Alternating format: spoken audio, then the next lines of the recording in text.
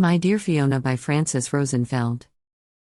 Chapter 29, Telling Tall Tales. Night falls quickly in Orkney at the end of October, and we drove quietly past the lochs and the stones to reach the storytelling centre, braving a bone-chilling rain that promised to turn into ice soon. We advanced through the darkness in silence, lulled by the rhythmic motion of the windshield wipers, like the last two people on Earth, who reached the limits of their familiar realm and dared to venture into uncharted territory. After a while we lost track of time and distance, immersed in an inky darkness whose substance was uniform, unmeasurable, and thicker than molasses, and which closed behind us as we passed through it, like the depths of the sea. The passing of time is a measure of change, and it does not apply to a medium that stays the same, which shows no sign of differentiation or movement. In the blackness of that night we were outside of time itself, traveling to another dimension maybe, I couldn't tell. How long till we get there? Denise broke the silence. 10 minutes, I think. You said that 10 minutes ago. Just keep driving, Denise. This is the only road that leads there and we're on it. We'll get there when we get there. Are you sure we didn't pass the place? We should have arrived by now, the directions said half an hour. It's only been 15 minutes, I surprised myself. The watch said 15 minutes, but it felt like forever and no time at all simultaneously, like the beginning of the world. The clouds parted and the giant full moon cast its rays on the loch of Stennis, turning its waters to shimmery quicksilver. See, we're just past the lochs, 10 minutes. The moon went back behind the clouds and we were immersed in the inky night again, and time stopped passing altogether, turning minutes into centuries. It could have been any moment in history. I almost felt your kin, my princess, human or otherwise, watching us drive past the ring of Brodgar, protected by their silence.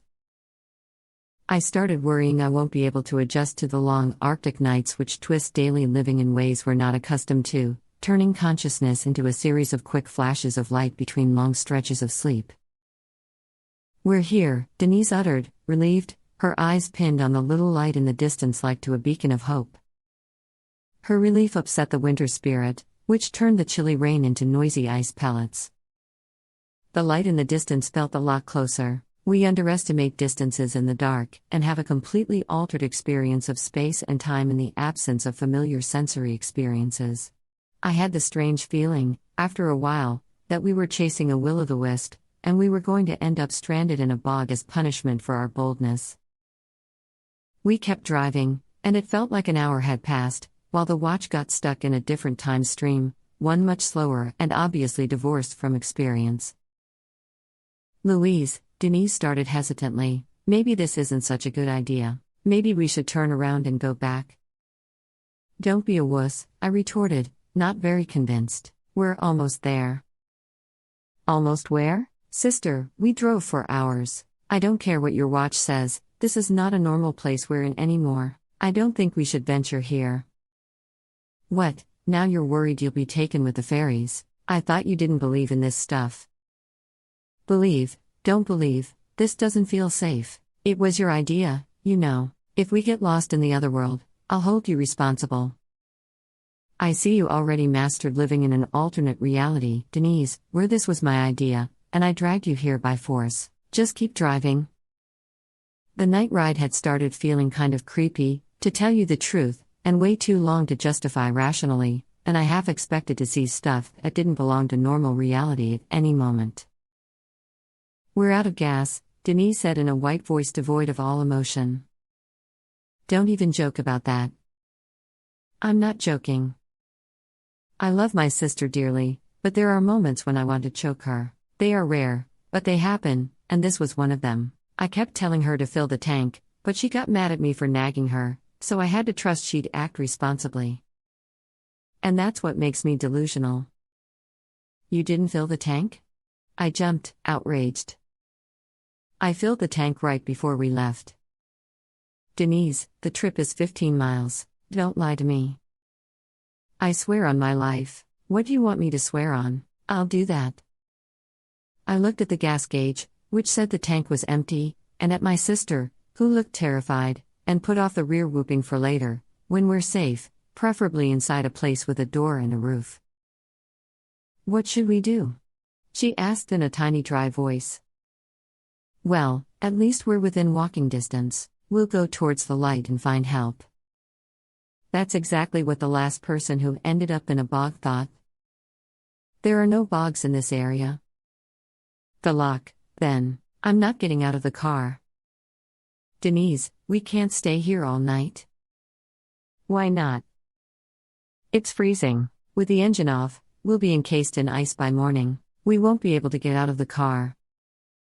Have you not heard the story of the spunky? Serves me right to follow you around enchanted places in search of long-lost ghosts. Your dead Fiona is carrying her lantern on this road and we're going to end up in the lake. Nobody will ever be able to find us again. Since when are you an expert in ghosts? Besides, Fiona wouldn't lead me into danger. We've known each other too long.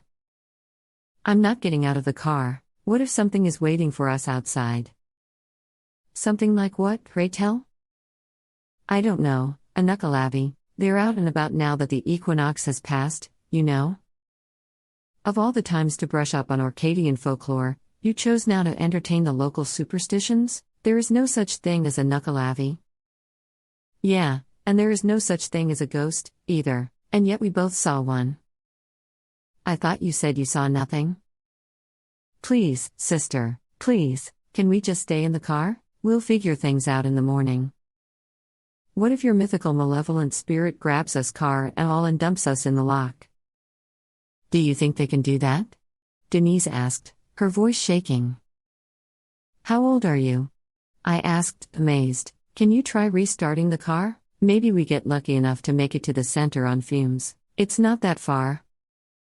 Denise's face was devoid of hope, but she obeyed. The engine started at the first key, purring like a contented cat. I looked at the gas gauge again. The tank was full. I told you I filled it. Denise forgot her existential terror and returned to her old self with an emotional elasticity that made me think of a rubber ball. She started driving, blabbing like a chatterbox and making me regret the sudden return of her wits. An unexpected turn ended our journey abruptly, dropping us at the front door of the storytelling center. See? Piece of cake. Denise took credit for the successful journey, which lasted indeed a little over 30 minutes. I gave her a dirty stare and looked for the doorbell. There wasn't one, so I tried a timid knock on the door before I opened it. 6 smiling faces, cheeks flushed from the mulled heather ale and the proximity of the peat fire welcomed us. Welcome, welcome. Come sit by the fire and warm up. It's really coming down, isn't it? Did you have trouble finding the place? By the time I started thinking how to answer, a steaming cup of mulled ale was placed in my hand. The story we interrupted resumed, describing the eerie lights, said to be not of this world, which appear over the lochs or try to lure stranded travelers to roads used for funeral processions, or which may be the very ghosts of those whose souls once rejoiced among the living. We hope you liked our story, the lady next to me chuckled, pleased, with a knowing look in her eye, and sat down, leaving the seat by the fire empty for another storyteller. The next narrator settled in it and cleared her voice before starting to recite a traditional ballad written in the old language. We couldn't make out much of its subject, it was hard to understand, something about an unfaithful lady who got rescued by her sulky lover the night before she was sentenced to be burned at the stake. And when that day cam tae to ha, day got a gloofy maybe seer, for ilka door stud open wide, and a door a detour lay on to fleer, and day ran ap, and day ran doon. And glowered aboot why a dear ain, the laffy fair wees clean awa, and never mair bay mortal seen.